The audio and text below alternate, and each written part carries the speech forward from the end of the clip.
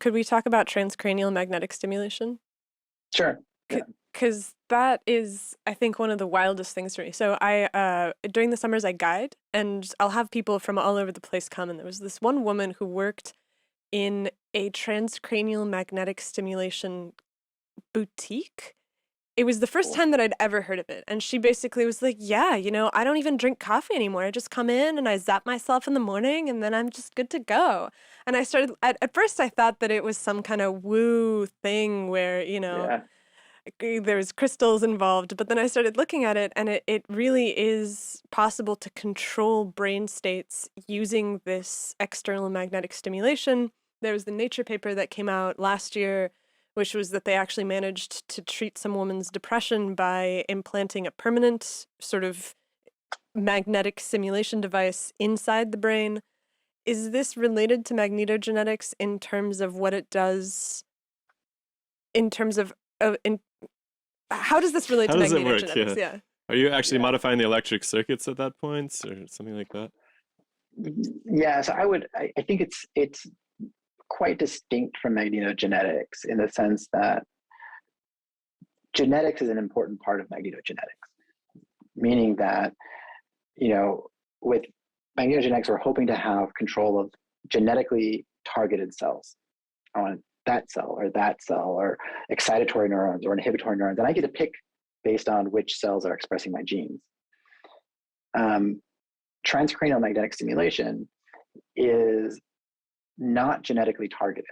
It's basically, think of it as electrical stimulation, right? If I were to put an electrode on a particular part of the brain, I'm going to excite that part of the brain. I have no genetic specificity, right? I'm just any of the cells that can be activated. And that's kind of what TMS is. You can think of TMS as a way of producing an electrical stimulation through the skull. And it does that because this magnetic field, when I pulse it really rapidly, is going to drive ions around in my brain, and that's going to look a lot like an electrical stimulus. So it's 100% legit. I like to use it as a verb, TMS'd. So I've been TMS'd. Regularly? Were you TMS today? I feel like I'm missing out. My coffee. No, so you could do this in your motor cortex.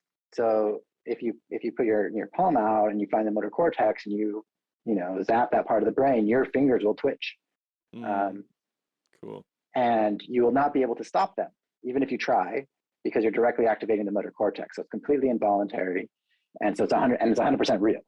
Why the fingertips and not why not the whole body?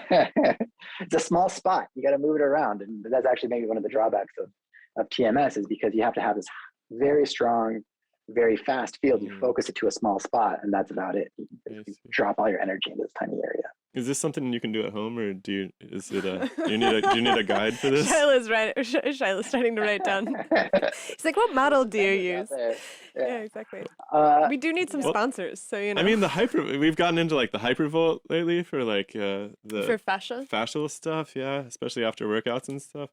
I think if I can get myself one of these TMS things, I'll be one step closer to the superhuman.